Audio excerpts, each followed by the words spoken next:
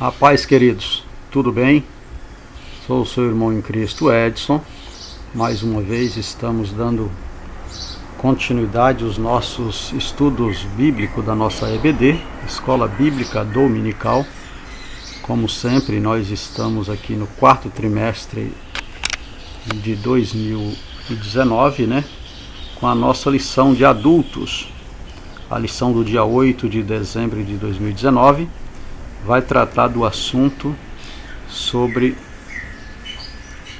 o pecado, as consequências do pecado de Davi, Essa imagem aí mostrando aí a sua decepção quando o seu ato é confrontado com a verdade.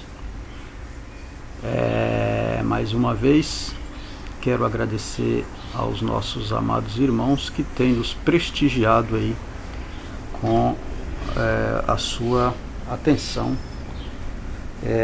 nas nossas videoaulas, tá? Esta é a antepenúltima aula do ano e eu quero aqui já agradecer a todos por estar conosco em todo este ano de 2019. Rogando a Deus que nos dê graça, saúde e muita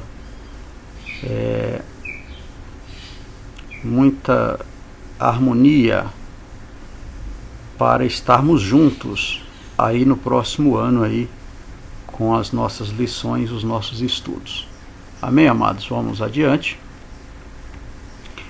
O texto áureo da nossa lição vai nos dizer o seguinte: agora, pois, não se apartará a espada jamais da tua casa, porquanto me desprezaste e tomaste a mulher de Urias, o Heteu, para que te seja por mulher. Segundo Samuel, capítulo 12 e o versículo 10.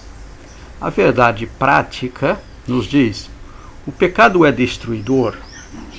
O seu alvo é sempre desviar o homem da comunhão com Deus, levando-o a um estado de depravação espiritual e moral.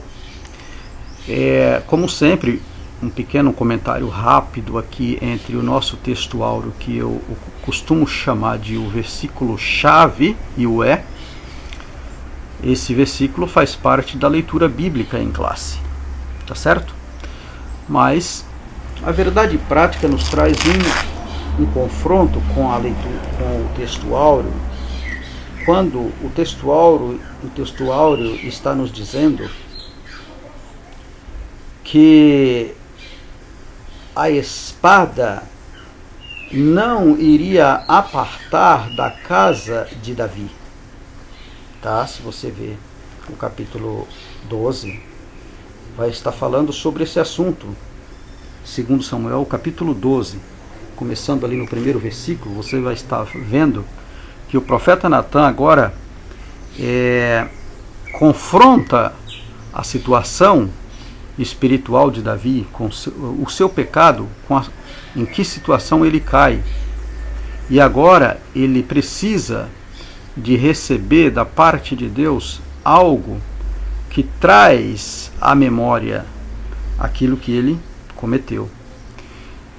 O versículo, a nossa leitura bíblica vai falar exatamente desse confronto, dessa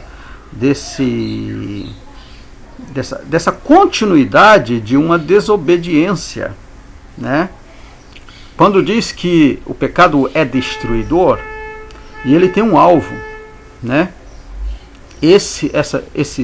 ele tem um alvo qual é o alvo do pecado, do nosso inimigo, daquele que faz nós pecar?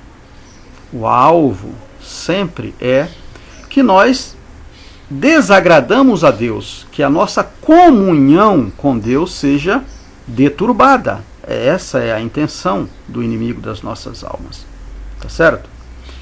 Porque quanto mais ele entra na santidade, ele afeta a espiritualidade e a moralidade do homem. Quando eu falo homem, é do ser humano, do homem ou da mulher.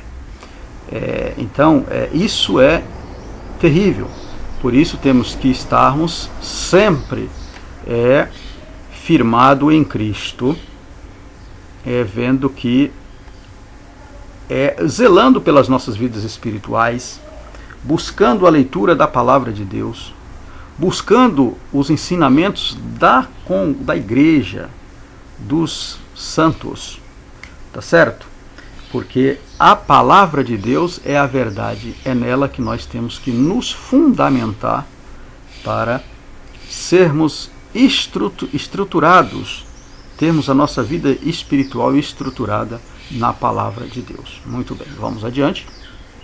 A nossa leitura bíblica em classe, ela se encontra no livro de 2 Samuel, no capítulo 12, e o versículo 1 ao versículo 15. Aconselho, amados, que vocês leiam todos os versículos. Você vai ver que o meu comentário, que acabei de fazer, está pautado nestes versículos, que eu não vou ler para ganharmos tempo. Mas você pode dar uma pausa no teu vídeo aí, caso isso não aconteceu, dá uma pausa no seu vídeo e leia esses versículos, que você vai ver que é maravilhoso. São bases estruturais para entendermos a nossa lição, tá certo? A continuidade aqui, versículo 8, vai até o versículo 15 do capítulo 12, tá bom? Vamos adiante. Nós temos aqui 3 objetivos específicos, e por que não dizer os 3 principais tópicos, né? Os tópicos da nossa lição, que nós vamos conceituar o pecado no Antigo Testamento, vamos ver qual o conceito de pecado no Antigo e no Novo Testamento. Nós vamos mostrar a repreensão do profeta Natã ao rei Davi, né? A repreensão, muita coragem, né? O homem de Deus, ele precisa ter muita coragem para que ele possa confrontar dentro da palavra o erro, né? Ele, profeta, dentro da palavra o erro do homem, seja ele qual for, né? Rei, não interessa qual for, qual a posição da pessoa, precisa confrontar com a verdade, tá bom? Elencar, o que é elencar as consequências do pecado de Davi? Elencar quer dizer mostrar, a lição vem nos organizar um processo. A elencar seria organizar um processo, uma continuidade de declínio que Davi agora precisava passar como consequência do ato que ele cometeu, uma vez que ele escondeu isso, né? Escondeu isso. Porque pecado, amados, todos nós temos. A própria Bíblia, ele vem nos dizer que aquele que diz que não peca já está pecando só por dizer isso, tá certo? Mas o mais importante na vida do homem, na vida do ser humano, é que reconhecemos o erro, e Deus é fiel e justo para perdoar através da cruz do Calvário, através do seu Filho único, que foi enviado ao mundo para todo aquele que nele crê, como fala no livro de João, no capítulo 3 e o versículo 16, quando diz que Deus amou o mundo de tal maneira que deu seu Filho único, unigênito, para todo aquele que nele crê não pereça, mas tenha a vida eterna. Amém, amados? Vamos adiante na nossa leitura, no nosso vídeo. Aqui no comentário do professor diz o seguinte: o pecado é uma violação à lei de Deus, né? Então isso é o pecado, ele é uma violação à lei de Deus. Sua consequência imediata na vida da pessoa que o pratica é culpa, né? Ele traz a culpa, bem como o castigo quando a consequência direta do ato iníquo. Então ele traz a culpa, e como consequência dessa culpa, do ato em que ele cometeu, vem as consequências, né? Então, as consequências podem vir de várias as formas, né? No caso de Davi, foi pesado porque Deus requereu dele, embora o homem segundo o coração de Deus, como falamos na lição anterior, mas ele teve que passar por esse processo. A diferença de Davi, como falamos na lição anterior, para com Saul, foi que Davi, o coração aquebrantado, Deus não resiste. Então, Davi tinha esse coração aquebrantado. Quando ele foi confrontado, embora ele escondeu por um ano, mas quando ele foi confrontado, ele confessou. Ele não quis fazer curvinhas e querer, né, maquinar o seu pecado. Como é o caso de alguns. Tá bom, amados? Muito bem. Continuando a leitura. A doutrina bíblica do pecado é muito bem-vinda num contexto de relativismo, né? Relativismo moral, e predomina no mundo atual. Relativismo moral, tá? Eu estou falando aqui a cada parágrafo, digamos assim, e explicando porque eu acho interessante. Essa palavra aqui, ó, contexto de relativismo moral, hoje nós vimos e vemos muito isso na igreja. Tudo é relativo, né? Muitas coisas que era pecado no passado, hoje já não é mais nas igrejas. Mas isso não porque Deus mudou a sua palavra, porque jamais ele muda. A Bíblia diz que tudo passa, mas a sua palavra não há de passar. Então, hoje eu encontro, nós encontramos igrejas para todo tipo de crente. Ele não se adapta numa doutrina, como diz a doutrina bíblica. Ele não adapta numa doutrina, e eu estou falando de doutrina bíblica, não estou falando de costumes, de usos e costumes, estou falando de verdade, conhecer a verdade para ser liberto, tá? Quando essa palavra é aplicada, entra o relativismo, né? O relativismo, tudo isso não é, sabe? E aí cai para a prática da imoralidade, né? E aí vem essa prática, ela está predominando o mundo. Nós vemos aí em muitas igrejas onde lideranças estão apodrecidas, né, por falta da verdade. Vamos adiante. É importante trazer o ensino bíblico acerca da gravidade e das consequências do pecado, mas ao mesmo tempo ressaltar a misericórdia e a iniciativa de Deus em perdoar ao pecador que se arrepende e deixa a prática pecaminosa. Só em Cristo podemos vencer o poder do pecado. Pois é? Então,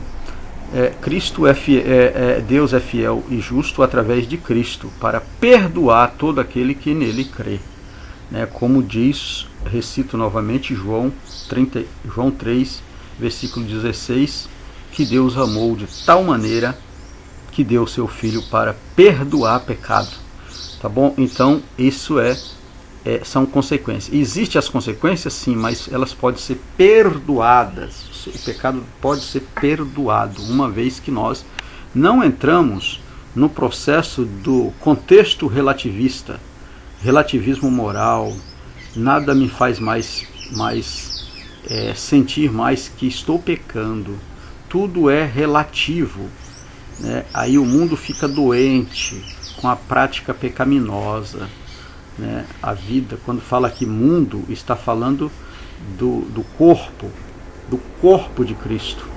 A igreja é o corpo, Cristo é o cabeça, a igreja é o corpo. Então o corpo fica doente, o mundo inteiro de cristão fica doente quando nós nos encontramos no relativismo espiritual. Tá certo, amados? Vamos adiante.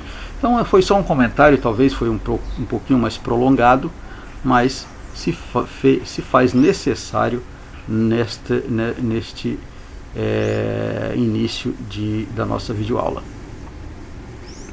Muito bem, a introdução da nossa lição vai nos falar praticamente o que já foi falado. Por isso, vou só dar uma pincelada para adiantar a nossa lição. Mas diz o seguinte: o assunto dessa lição mostra o alto preço que Davi pagou e as consequências que sofreu por causa dos pecados cometidos. Já comentamos, né? A história de Davi nos ensina a não brincar com o pecado. Não podemos arriscar ou desafiar o pecado, pois ele é destruidor e seu resultado são trágicos. Falamos, né? Não vamos comentar porque já foi comentado isso aqui. Por isso, o mais importante é viver em santidade e confiar no sacrifício perfeito de Cristo. Qual foi esse sacrifício? Falamos também. Este é o sacrifício da cruz, né? Não olhando para a cruz, não adorando a cruz. O cristão, ele não adora a cruz. A cruz está vazia, mas a cruz foi que levou ao sacrifício, a ele ser crucificado ali pelos soldados romanos, por achar que Cristo, por considerar Cristo um malfeitor, né? Um malfeitor. Então era pendurado. Então a cruz foi dado a ele como sentença. Essa sentença ele levou como culpa, sem ter culpa. Mas por que ele levou, irmão Edson, essa culpa? Porque Deus amou o mundo. Por isso, porque Deus amou o mundo. Lembra que eu falei em João capítulo 3, versículo 16? Este amor foi uma maneira tal que é impossível calcular. Quando diz que Deus amou o mundo de tal maneira, tal maneira é uma quantidade impossível de calcular, né? Essa tal maneira não tem como calcular, não tem matemática que calcule, porque isso foi da vontade de Deus, amar o mundo de tal maneira que deu seu Filho único para morrer. Morre para ter vida, para todo aquele que nele crê, não pereça, mas tenha a vida. Qual é essa vida? A vida eterna. A vida eterna, tá certo? Lembrando permanentemente que Deus não tolera o pecado. Não tolera o pecado de quem quer que seja. Pois é, comentei no início também que este pecado Deus não tolera, seja ele profeta, rei ou general, qualquer que seja. Davi, o homem segundo o coração de Deus, pecou, precisava passar por um processo para ser purificado. Pois é. Então é isso. Deus não tolera. Tá bom, amados? Vamos adiante. Primeiro tópico aí da nossa lição, como falamos, né? Comentamos também, conceito do pecado no Antigo e no Novo Testamento. Isso aqui é bem rápido, vamos falar. Nós temos aqui 2 subtópicos no Antigo Testamento e no Novo. Qual é o conceito de pecado? E no Antigo Testamento temos a palavra pecado, tem diversos significados, viu, amados? Tem diversos significados. Por exemplo, nós temos aqui classificados algumas: errar o alvo, prática de imoralidade e idolatria. Você vai ver essas referências. Êxodo capítulo 20, versículo 20, vai estar falando lá sobre a prática da idolatria, né? Quando vai estar falando sobre imagens de escultura. Juízes capítulo de número 16, versículo 20, vai estar falando aqui sobre o caso de Sansão, né? E Provérbio, capítulo de número 19, versículo 2, tá bom? Então você vai pegar a sua Bíblia e vai conferir todos esses versículos e você vai verificar que isso são significados de pecado no Antigo Testamento, tá bom? E letra B, malignidade, perversidade, símbolo de pecado. Gênesis capítulo 3, versículo 5, a perversidade aqui de Caim, e Juízes, capítulo 11, versículo 27. Você vai ver lá também esse ato perverso. Revolta, rebelião, capítulo de número 2 a Reis, capítulo de número 3, versículo 5, e Salmo 51, versículo 3. Iniquidade e culpa, números 15 e 30, 1 Samuel 3,16. Transgressão consciente, tá? Transgressão consciente, você transgride, está consciente que está fazendo transgressão.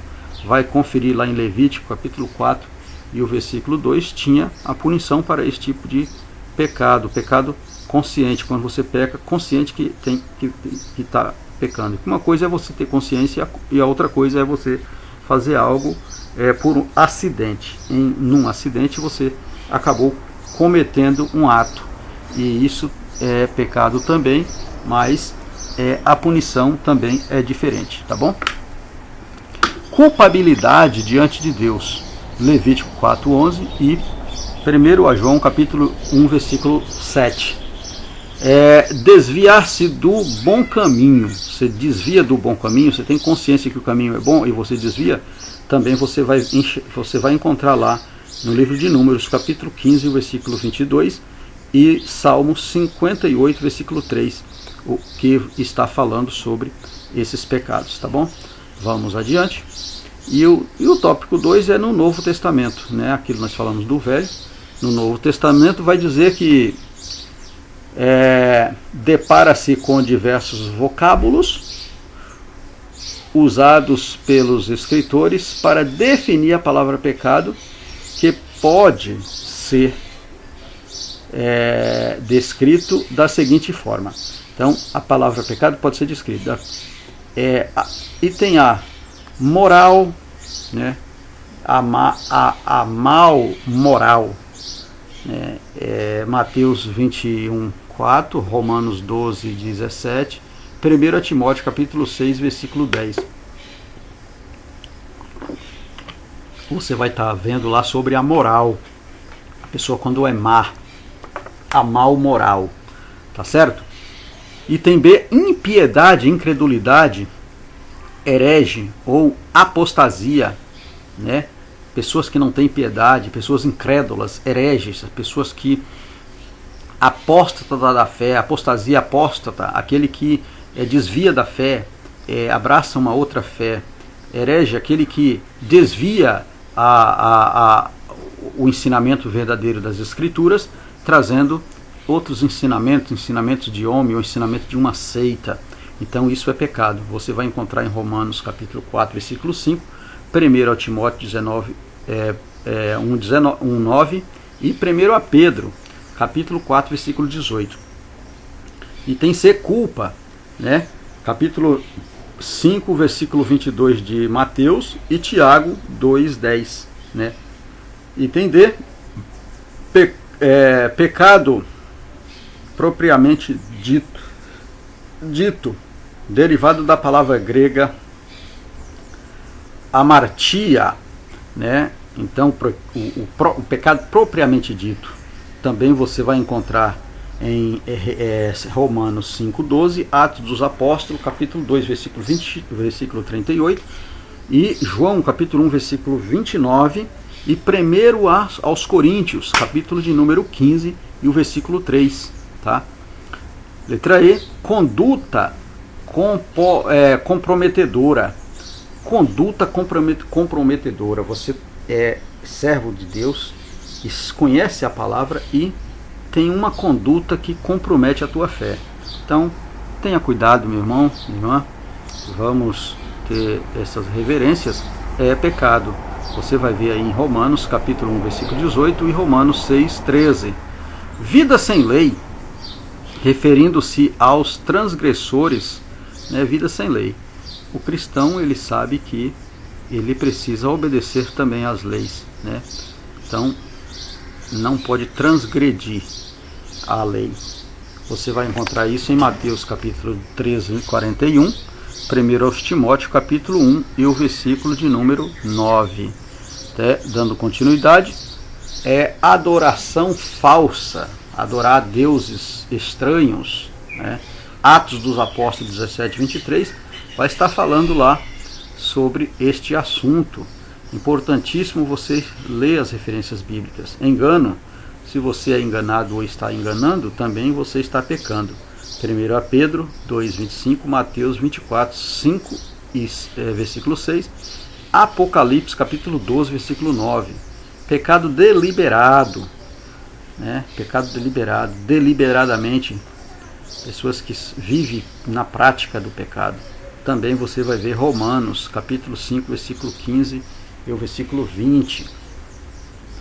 Induzir outros ao erro, induzir outros a errarem por meio de falsos ensinos, né? Aqui também entra a heresia, né? Se você induz a outros a errarem com falsas doutrinas, você é um herege e você está pecando e fazendo a outra pessoa pecar. Tá bom? Então é pecado. Você vai ver em Gálatas capítulo 2, versículo 11, versículo 21, e 1 Timóteo capítulo 4, versículo 2. Certo? Vamos adiante. Assim podemos perceber que o pecado é sempre maléfico, né? Seja ele qual for o ato ou a qualidade que foi cometida, é pecado. Então ele é maléfico. Suas ações são destruidoras em todos os aspectos, principalmente em relação ao bom relacionamento com Deus. Pois é, você quer ter um bom relacionamento com Deus, então você precisa manter a santidade, afastar destas coisas, procurar aperfeiçoar na palavra de Deus, lendo a palavra de Deus e obedecendo a sua palavra. Por isso ao homem é melhor procurar em Cristo o perdão de todos os seus pecados, a fim de estar sempre em comunhão com Deus. Pois é através de Cristo. Confessa o teu pecado a Cristo, que aí você está em comunhão com Deus, amado. Vamos adiante. Aqui na síntese do tópico podemos dizer o seguinte: tanto o Antigo quanto o Novo Testamento demonstra que o pecado é a violação da lei. O pecado é isso, é violar a lei. Você violou a lei, seja ele qual for o nível da violação, você está cometendo um pecado. E aí existe a lei onde será punida. Assim é para com Deus. Viola a lei de Deus, né, quando isso acontece. Tá bom, amados? Vamos adiante. Segundo tópico, vamos estar falando sobre a repreensão do profeta Natã ao rei Davi. Dois subtópicos também aqui separa esse tópico, né? Que é uma consciência morta e mostrando a gravidade do seu pecado. Eu falei dois, não, mas são três tópicos, tá? Traindo a generosidade divina.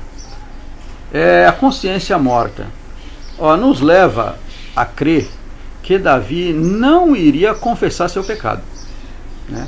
Tudo leva a crer que ele não iria confessar. Por quê? Porque a palavra diz que, a leitura diz que já tinha 1 ano que isso tinha passado, né? E tudo para ele estava normal, mas Deus não deixaria impune aquele pecado, né? Trouxe uma imagem aqui do seguinte: o pecado tira o senso de perigo. Então aqui nós vemos que essas duas pessoas estão sentadas, né? Não consegui decifrar exatamente o que tem nas mãos, mas cada um tem algo nas mãos, dá a impressão que é um abanador para o calor. Não sei se é isso, não deu para identificar, tá? Mas acontece o seguinte: um de costas para o outro e preocupando, acredito eu aqui, com as suas próprias seus próprios problemas, não sei qual é também, e sentado numa linha de trem onde aparentemente está tudo normal e não tem problema nenhum. quando a pessoa está nesse estado, a Bíblia chama de consciência morta. Foi o que aconteceu com Davi.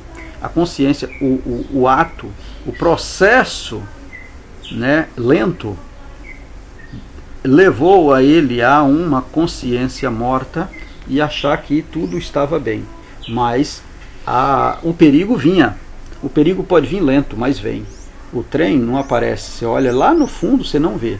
Mas a qualquer momento ele pode vir de lá para cá. E você está com a sua consciência inerte, né? E aí você pode ser atropelado, viu? Pode ser atropelado. Assim é o pecado. Ele vem. A princípio nós achamos que aquilo não vai nos atingir, e a gente começa a entrar. Daí a pouco estamos com a inerte, com a nossa consciência que não acusa mais o perigo.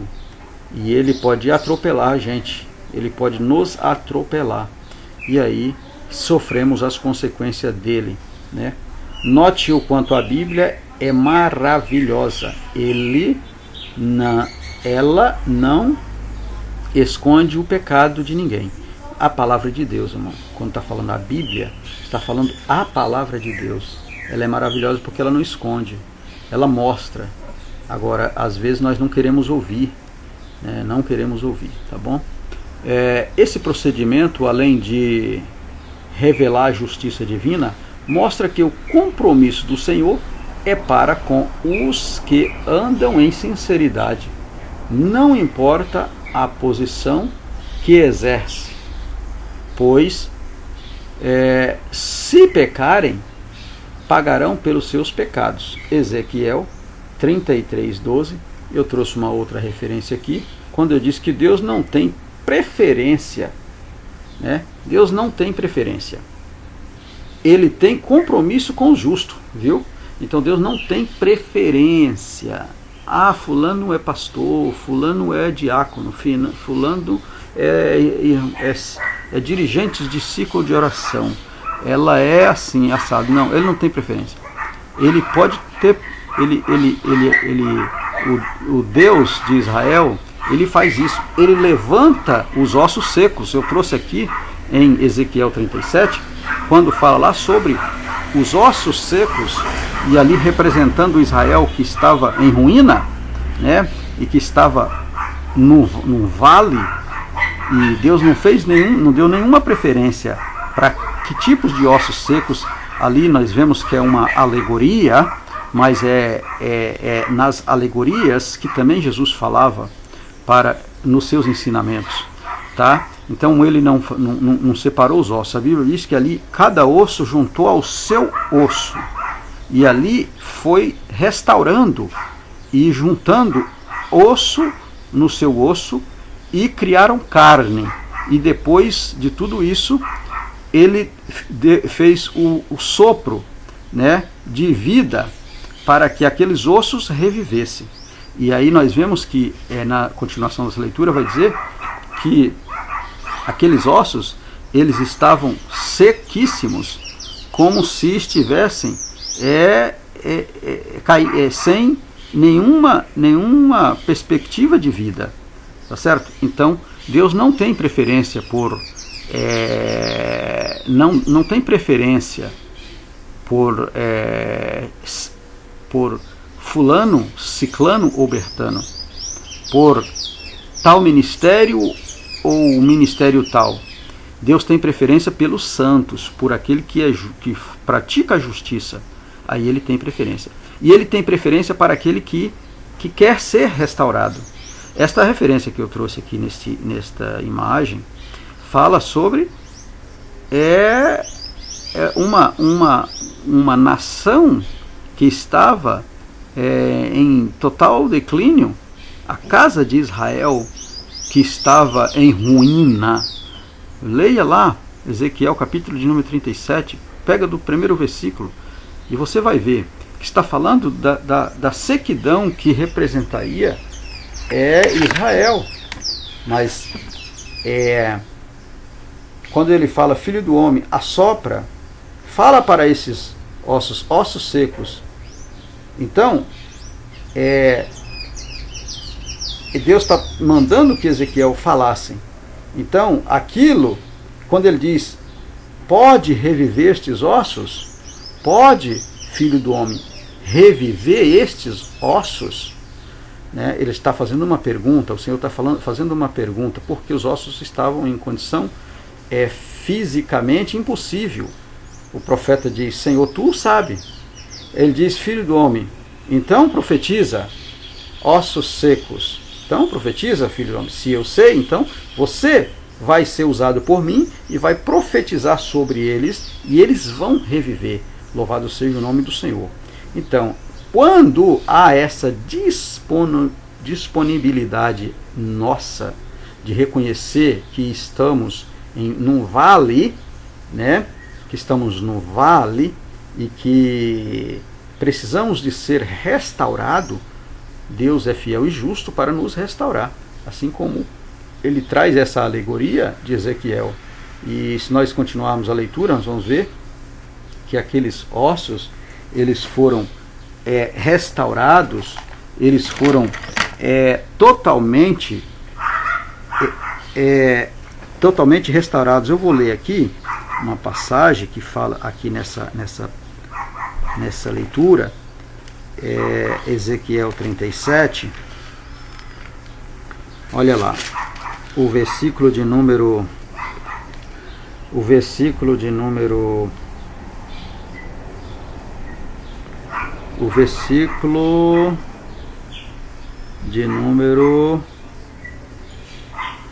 10 diz assim: profetiza contra ele, profetizei como ele me ordenou, e o Espírito entrou neles, e viveram, e se puseram em pé um exército de sobremodo numeroso. Então aqui está dizendo que quando o profeta recebe a mensagem da parte de Deus e ele obedece, ele profetizou, aquele exército reviveu. Por quê? Porque Deus não traz preferências, ele quer compromisso de justo. Então, aqueles ossos se dispuseram a ter uma restauração. Por esse motivo, foi restaurado. Louvado seja o nome do Senhor. Então, amados, aqui nos mostra que a restauração, Deus faz esta restauração.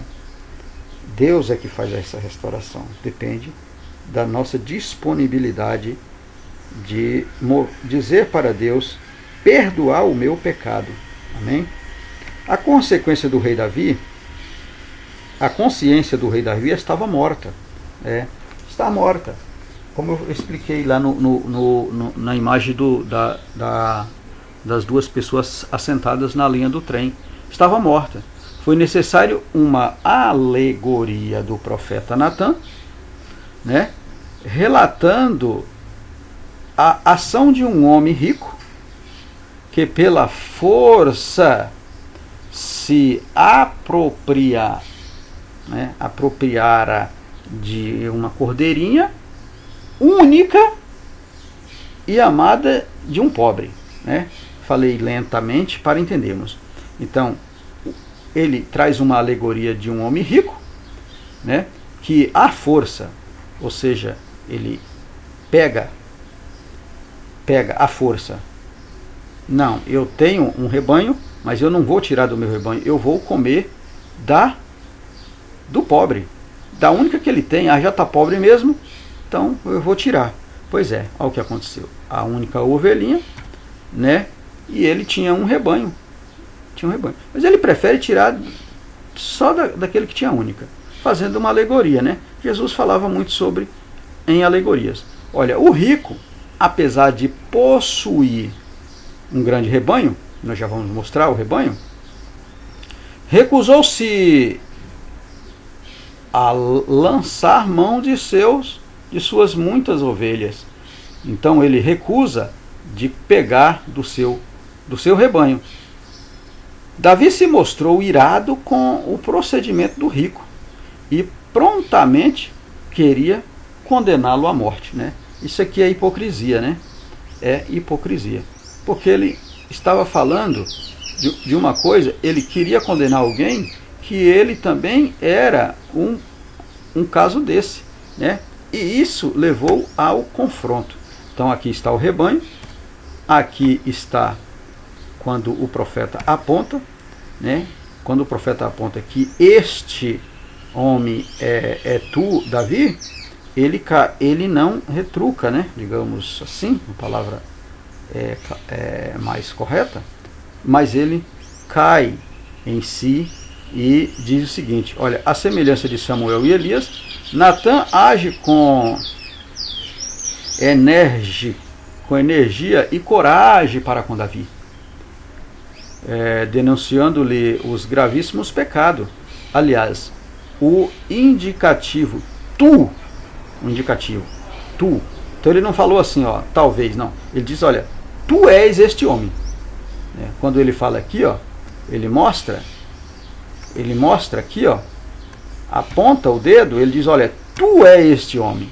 Tu és este homem. Foi como uma espada transpassada no coração do rei, né? Então, imediatamente ele reconhece.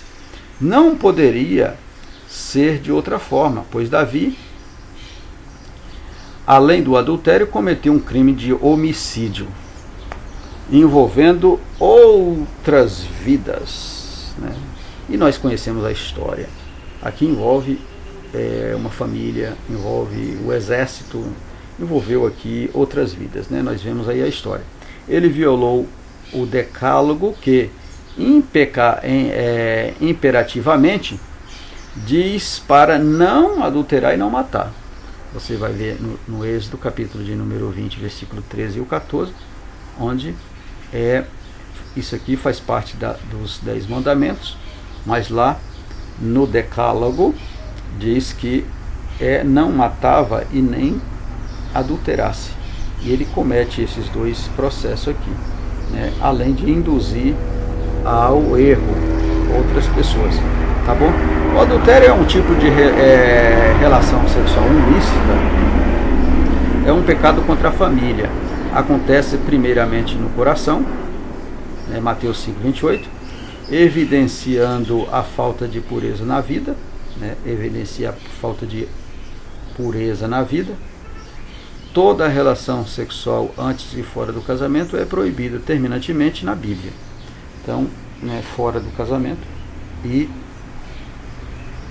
é proibida. A Bíblia proíbe isso aí.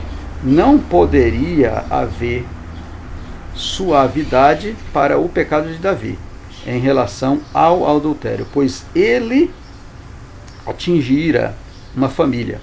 Ele atingiu uma família. Então não tinha como Deus fazer vista grossa, porque Deus não faz.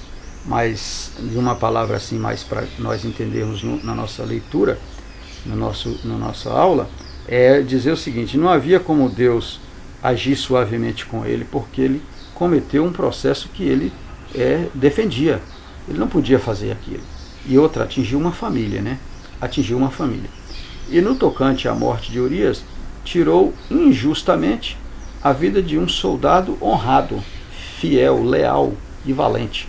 Então ele foi injusto da vida, foi usado aqui totalmente pelo inimigo, pelo demônio, pelo diabo, né? Ele deixou o diabo usá-lo e cometeu aí atrocidades, né? Natã, portanto, anunciou a desaprovação de Deus e a sentença de juízo que viria sobre o rei, né? Muita coragem de Natã, né? Muita coragem do profeta, o que ele fez, tá bom? Na traição aqui, traição à generosidade divina, Natã, como porta-voz de Deus, disse tudo quanto ele havia feito com relação a Davi, citando cada benefício um por um. Muita coragem deste homem Natã. Hoje em dia ainda tem alguns Natãs, né, Então é bom que a gente fique atento à voz de Deus, porque existe ainda a palavra de Deus que fala.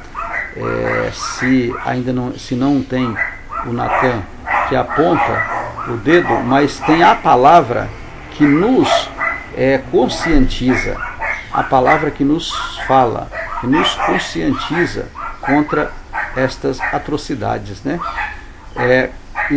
E Natan diz o seguinte: olha, Davi, livramento das mãos de Saul. Eu te livrei. Deus usando Natan disse: eu não te livrei quantas vezes das mãos de Saul? O reinado sobre Judá e Israel, te dei os reinados. Tudo isso. Dentre muitos outros privilégios, né? Segundo Samuel 12, versículo 8. Mas Davi, o homem segundo o coração de Deus, despreza a generosidade de Deus. Ele desprezou tudo isso e aí comete essas atrocidades. Entretanto, Davi reconheceu sua transgressão, sabia que havia pecado contra o Senhor. Ele tinha essa consciência. Não? E aqui está a diferença entre ele e Saul, porque ele reconhece que pecou. Alguns de seus salmos revelam o sofrimento que ele passou por ter ocultado o seu pecado. Ele entristece, ele fica profundamente,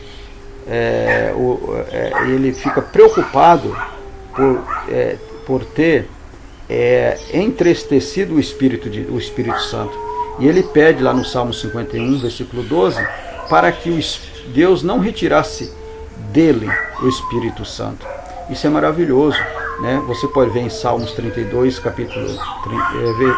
Salmo de número 32, e o versículo 3 ao versículo 5, e o Salmo 51. Você vai ver a agonia de Davi agora pelo seu pecado, clamando a misericórdia divina. Né? Clamando a misericórdia divina. A Bíblia diz que Davi foi perdoado.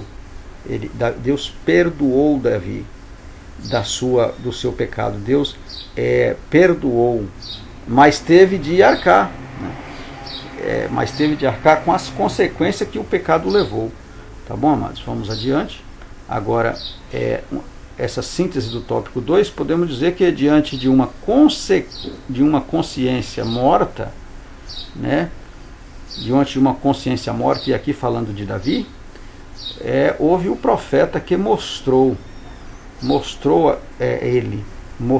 apontou a gravidade do que ele tinha cometido, a gravidade do seu pecado, da sua atrocidade, né? Que já tinha 1 ano que estava encoberto.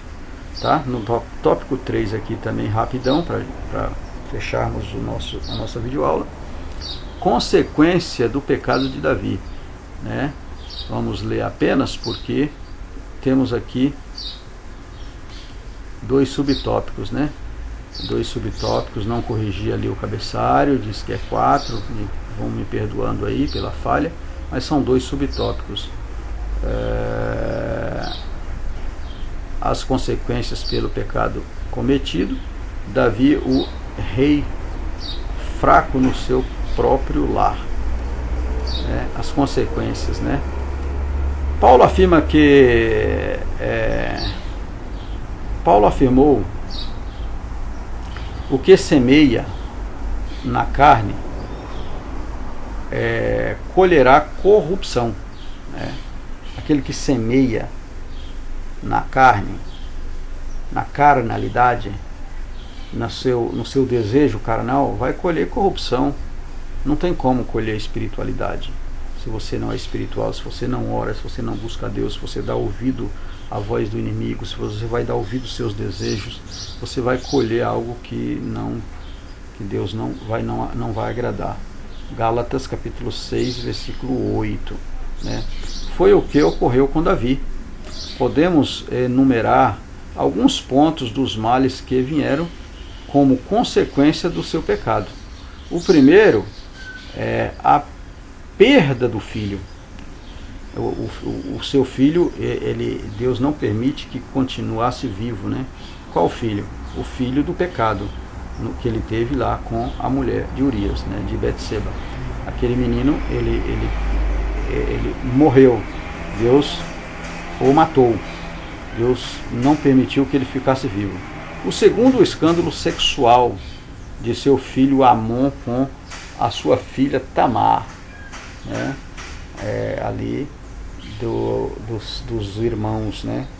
Então conhecemos também esse ponto. Foi tudo uma consequência da desobediência de Davi. O terceiro, o assassinato de Amon.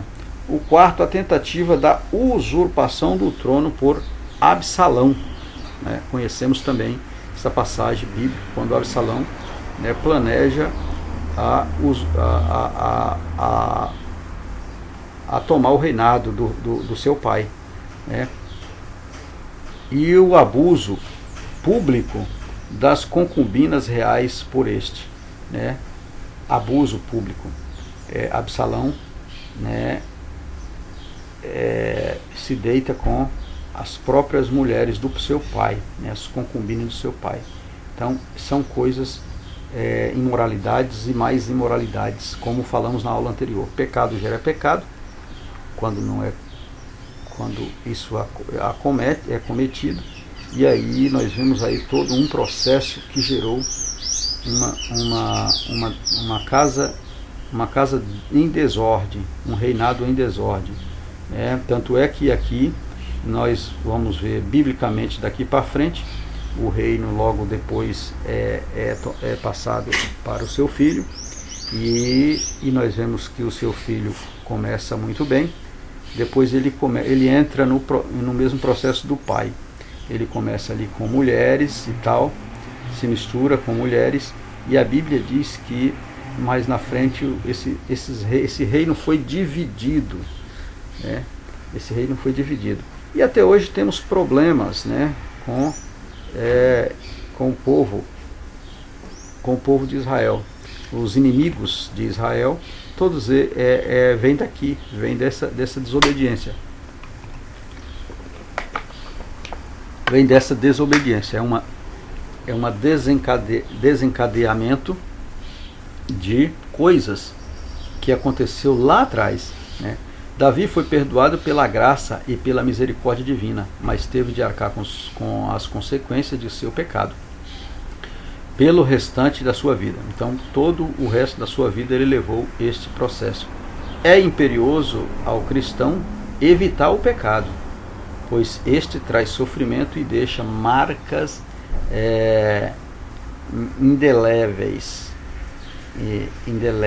ou seja, marcas que é difícil de sair, marcas, manchas, né? Manchas complicadas, né? O pecado deixa isso. Naquele que o pratica, atinge direta e indiretamente outras pessoas. Atinge aquela pessoa e outras pessoas. Davi foi um grande líder para Israel, mas péssimo pai de família. Ele teve 12 esposas, 10 concubinas, 21 filhos e uma filha. Você vai ver tudo isso nessas referências bíblicas, amados. Não vou estar lendo, né, e nem pegar aqui para ganharmos tempo, mas 2 Samuel, capítulo 3, versículo do 2 ao 5, capítulo 5, versículo do 13 ao 16, 1 Crônicas, capítulo de número 3, versículo do 1 ao 9, e também 1 Crônicas, capítulo 14, versículo 3 ao 7, 2 Crônicas, capítulo 11, versículo 18. Você vai ver estas referências que nós falamos aqui sobre Davi como pai, como família, e suas esposas, concubinas e seus filhos. Você vai ver nesses versículos, né? Aconselho que você faça uma leitura mais estendida, você vai entender, né, todo esse processo aí do rei Davi. Observe que os 3 filhos de Davi que morreram tragicamente, Amon, Absalão e Adonias, eram seus sucessores imediatos. Era seus sucessores imediatos. Amon, Absalão e Adonias. Nenhum deles foi sucessor. Adonias fez um processo lá, uma rebelião, quis usurpar o reinado de Salomão, mas não foi possível. Vemos também, conhecemos 1 Reis, capítulo 1, versículo 6. Se você ler o capítulo 1 todo e o capítulo 2, você vai entender o processo aqui de Adonias, tá certo? De 1 Reis, você vai entender, tá bom? Pode-se compreender que parte da desestruturação da família de Davi, segundo o texto, era culpa dele mesmo. Era culpa dele mesmo. Por quê? Porque ele desobedeceu a Deus. Então parte desse processo aí foi consequência. Então foi culpa dele mesmo. Ele mesmo que levou o processo a esse sofrimento total. Pela maneira como conduziu os filhos. Pela maneira como conduzia os filhos. Era culpa dele mesmo porque ele não tinha rédea sobre os filhos. Não controlou os seus filhos. A falta de... porque não tinha até moralmente para fazer isso, Porque passou por um processo e o ser humano é assim, ele nunca perdoa totalmente, infelizmente. A falta de aconselhamento e disciplina fizeram que os filhos, dos 3 nomes de destaque dos livros que nós já estudamos, Eli, Samuel e Davi, tivesse grandes prejuízos morais e espirituais. Os filhos de Eli teve problema moral, os filhos de Samuel teve problema, e assim os filhos de Davi. Foram os 3 homens de Deus, 3 homens de Deus, sim. Eles tiveram filhos, e os filhos não eram crentes. Os filhos de Eli foi considerado filho de Belial.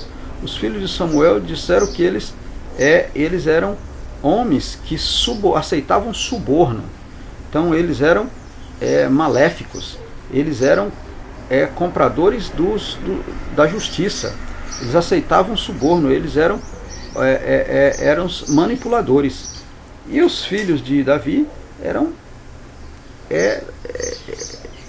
cobiçosos, Queria usurpar o reino do pai, outro queria usurpar o reino do seu irmão, outro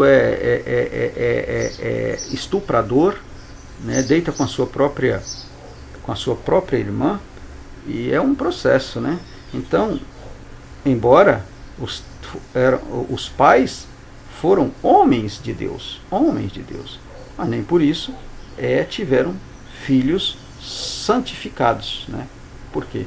Porque é assim, nem sempre as coisas acontecem conforme tem que acontecer. Amados, tá certo? Vamos na nossa conclusão. Muito bem, na nossa conclusão podemos dizer o seguinte: evitemos o pecado a qualquer custo.